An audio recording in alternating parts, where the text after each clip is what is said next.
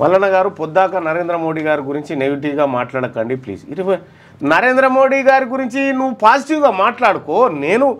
నేను జర్నలిస్ట్గా ఇక్కడ నా పంచాయతీ నేను ప్రభుత్వానికి ఆపోజిట్గా ఉండడమే. ఆయనను పాజిటివ్గా మాట్లాడమని ఎవడొద్దంటుండు.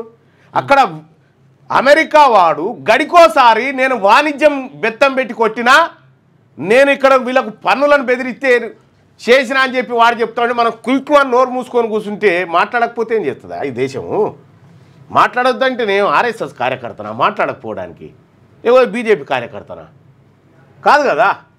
ఎస్, ఆయన మంచి చేసినప్పుడు పర్లేదా, కులగణన చేసిండా మోడీ గొప్పోడా అని కులగణనకు నిర్ణయం తీసుకుండా 100% కరెక్ట్. అది చేయని రేపు చట్టసభల్లో కూడా బీసీలకు మీకు విషయం తెలుసా, బీసీలకు కూడా లోక్సభ అసెంబ్లీలో రిజర్వేషన్ వచ్చే సూచనలు కనిపిస్తూ ఉన్నాయి. ఒక ప్రతిపాదన ఉంది. దీనిపైన నాకు కూడా కొంత సమాచారం ఉంది. అది చేసేస్తే మొత్తం ఇక్కడ వన్ సైడ్ అయిపోతుందని చూస్తున్నారు. అది మంచిదే, అది చేయాలి. లేటెస్ట్ న్యూస్ తెలుగు మరియు ఇంగ్లీష్ అప్డేట్స్ కోసం ఇప్పుడే క్యూన్యూస్ అఫీషియల్ యాప్ని ప్లే స్టోర్ నుండి డౌన్లోడ్ చేసుకోండి. సరికొత్త సమాచారాల కోసం క్యూన్యూస్ వెబ్సైట్ని ఫాలో అవ్వండి. ఛానల్లో ప్రాంతీయ, జాతీయ, అంతర్జాతీయ వార్తలు వీక్షించండి. లైక్ చేయండి.